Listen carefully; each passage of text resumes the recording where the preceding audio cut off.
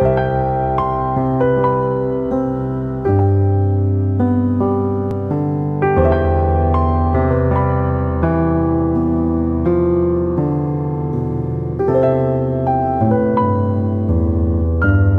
Morning students, నేను మీ Ganesh sir. ఇక్కడ మనకి పాలినామియల్స్ 10th క్లాస్ సంబంధించి ఎంసీక్యూ క్వశ్చన్స్ అనేది మనము ఇక్కడ కొన్ని క్వశ్చన్స్ అనేది ప్రాక్టీస్ చేయాలి. ఎందుకు చేయాలంటే మనకి ఎగ్జామ్ హాల్లో ఎటువంటి క్వశ్చన్స్ ఇవ్వడం జరుగుతుంది అనే విషయాన్ని తెలుసుకోవడం కోసం ప్రీవియస్ ఇయర్ క్వశ్చన్స్ చేయాలి. మన ఎగ్జామ్ హాల్లో ఖచ్చితంగా 20కి 20 కూడా మనం ఎంసీక్యూ క్వశ్చన్స్ చేయాలంటే మనం కొన్ని క్వశ్చన్స్ ప్రాక్టీస్ చేయాలి. వీటన్నిటిని మనం చేసినట్టయితే ఫర్దర్గా రాబోయే మన బోర్డ్ ఎగ్జామ్లో 20కి 20 కూడా మనము గెయిన్ చేయగలిగితేనే ఎంసీక్యూలో మనకి 80కి 80 అనేది రీచ్ అవ్వడం జరుగుతుంది. కాబట్టి ప్రతి ఒక్కరు కూడా ఈ ఎంసీక్యూ క్వశ్చన్స్ అనేది ఒక ఛాలెంజ్గా తీసుకొని మీరు అందరూ కూడా చేయగలిగితే ఖచ్చితంగా మీ గోల్ని మీరు రీచ్ అవ్వగలుగుతారు. కాబట్టి ఈ క్లాసెస్ చెప్పే విధానం మీకు నచ్చినట్టయితే ప్రతి ఒక్కరు కూడా మీ ఫ్రెండ్స్ అందరికి కూడా షేర్ చేయండి. అదేవిధంగా సబ్స్క్రైబ్ చేయండి. పక్కనే ఉన్న బెల్ ఐకాన్ క్లిక్ చేయడం మర్చిపోండి. ఇప్పుడు మనకి ఈ క్వశ్చన్ ఒకసారి పరిశీలించినట్టయితే, if one of the zeros of the quadratic polynomial ax² + bx + c is 0. ఈ క్వాడ్రాటిక్ ఈక్వేషన్ కి one of the zero is 0 అంట. Then the other zero is ఏంటి? ఇప్పుడు ax² + bx + c ఇది ఒక polynomial. It is a quadratic polynomial. ఈ quadratic polynomial కి మనకి ఆల్ఫా ఒక 0, బీటా ఒక 0, 2 జీరోస్ ఉంటాయి. ఎందుకంటే క్వాడ్రాటిక్ పాలినామియల్ ఖచ్చితంగా 2 జీరోస్ ఉంటాయి. ఇందులో ఒక జీరో అనేది ఆల్ఫా అనేది 0 అంట. One of the zero is 0. మరి అనదర్ జీరో ఏమవుతుంది అని అడిగారు. ఇప్పుడు మనకి ఆల్ఫా ప్లస్ బీటా అంటే sum of the zeros is minus x quotient b by x² quotient a. One of the zero alpha is 0, 0 plus beta that is equal to minus b by a. 0 plus beta అంటే beta equal to minus b by a. అంటే ఈ quadratic polynomial కి alpha అనేది 0 అయింది, మరి beta అనేది ఏమైంది? Minus b by a రావడం జరిగింది. అంటే option C is right answer అవుతుంది. ఈ విధంగా మనం చాలా జాగ్రత్తగా కేర్ తీసుకొని చేయాలి. Okay, next question. The polynomial whose zeros are -5 and 4 is అని అన్నాడు. ఇది ఆల్ఫా అనుకుందాం, ఇది బీటా అనుకుందాం. ఆల్ఫా బీటా 2 జీరోస్ గా కలిగినటువంటి క్వాడ్రాటిక్ పాలినామియల్ అనేది x² - x into alpha plus beta plus alpha beta. It is a quadratic polynomial whose zeros are alpha beta. ఇక్కడ మనకి ఆల్ఫా ప్లస్ బీటా అనేది ఏమవుతుంది? ఆల్ఫా ప్లస్ బీటా అనేది -5 + 4 అవుతుంది. దట్ ఈక్వల్ టు -5 కి 4 యాడ్ చేస్తే -1. మరి ఆల్ఫా బీటా అనేది కనుక్కోవాలి కదా. Product of the zeros equal to -5 × 4 that equal to -20. ఈ రెండు వాల్యూస్ కూడా ఈ క్వాడ్రాటిక్ ఈక్వేషన్ లో సబ్స్టిట్యూట్ చేయండి. x² - x into alpha plus beta value -1 plus alpha beta value -20.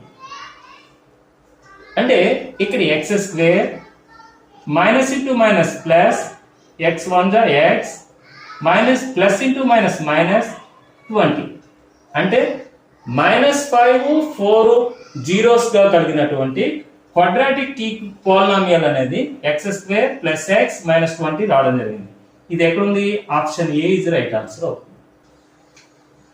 ఈ క్వశ్చన్ బాగా పరిశీలించినట్లయితే, if -1 is a zero of the polynomial f of x equal to x² - 7x - 8 then the other zero is అని అన్నారు. ఇది ఒక quadratic polynomial. ఇక్కడ quadratic polynomials ఇచ్చాడు అంటే 2 జీరోస్ ఉంటాయి, ఆల్ఫా బీటా. ఆల్ఫా అనేది ఎంత ఇవ్వడం జరిగింది? -1 ఇవ్వడం జరిగింది. మరి బీటా ఎంత అని అడుగుతున్నాం.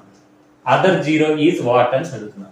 ఇప్పుడు మనకి ఆల్ఫా ప్లస్ బీటా ఈక్వల్ ఏమవుతుంది అంటే ఈ క్వాడ్రాటిక్ పాలినామియల్ కి జీరోస్ ఆల్ఫా బీటా అనుకున్నట్టయితే sum of the zeros equal to minus x coefficient అంటే మైనస్ ఆఫ్ -7 మైనస్ ఆల్రెడీ ఉంటుంది, x coefficient -7 by x square coefficient అంతా 1 that equal to alpha value ఎంత వచ్చింది మనకి ఆల్రెడీ ఇచ్చాడు 1 0 is -1 plus another 0 is beta that equal to minus of minus అంటే +7 అంటే 7 beta equal to 7 ఈ -1 రైట్ సైడ్ వెళ్తే +1 బీటా ఈక్వల్ టు 8 అంటే ద అదర్ 0 ఈజ్ 8 అండి రావడం జరిగింది. అంటే 8 option a is right answer అవుతుంది. Okay, next question. ఈ నెక్స్ట్ క్వశ్చన్ మనం బాగా పరిశీలించినట్టయితే if 1 0 of the quadratic polynomial x² - 5x - 6 is 6 then the other 0 is అని అలా. ఇక్కడ మనకి క్వాడ్రాటిక్ పోలినామియల్ ఏమి ఇచ్చాడు x² - 5x - 6 అని ఇవ్వడం జరిగింది. దీనికి ఖచ్చితంగా మనకి ఆల్ఫా బీటా అనే 2 జీరోస్ ఉంటాయి.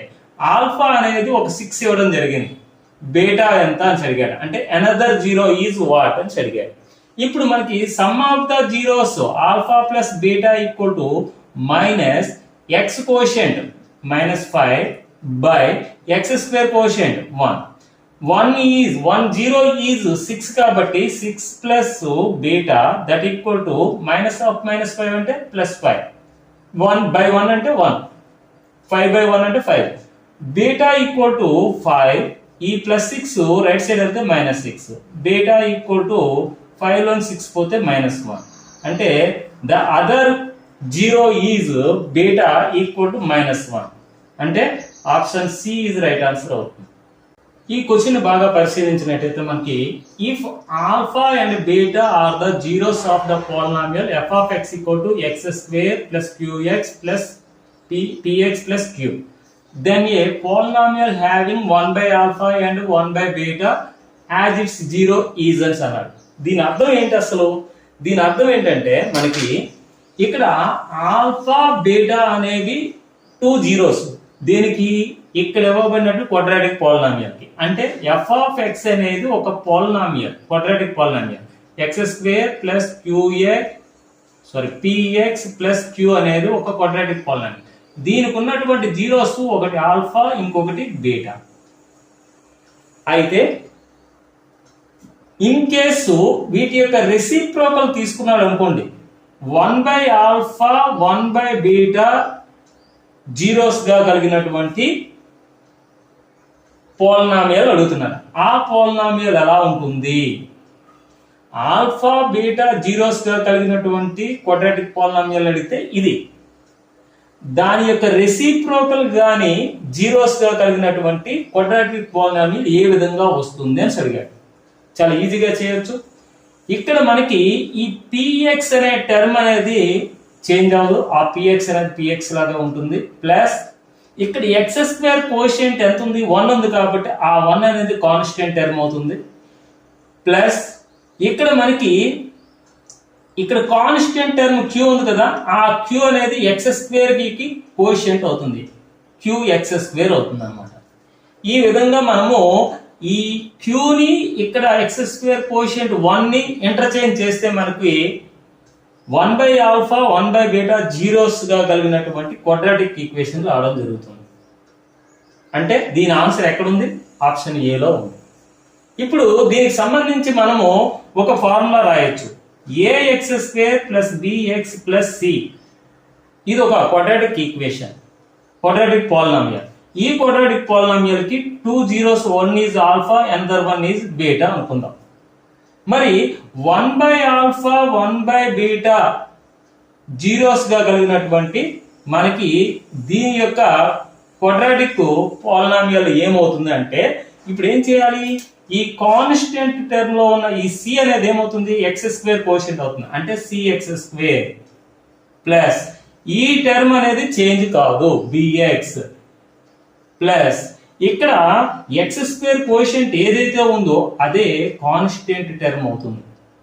ఇది ఈ ఫార్ములా బేస్ చేసుకుని చాలా ఈజీగా చాలా త్వరగా ఈ క్వశ్చన్కి ఆన్సర్ చేయొచ్చు. Okay, thank you.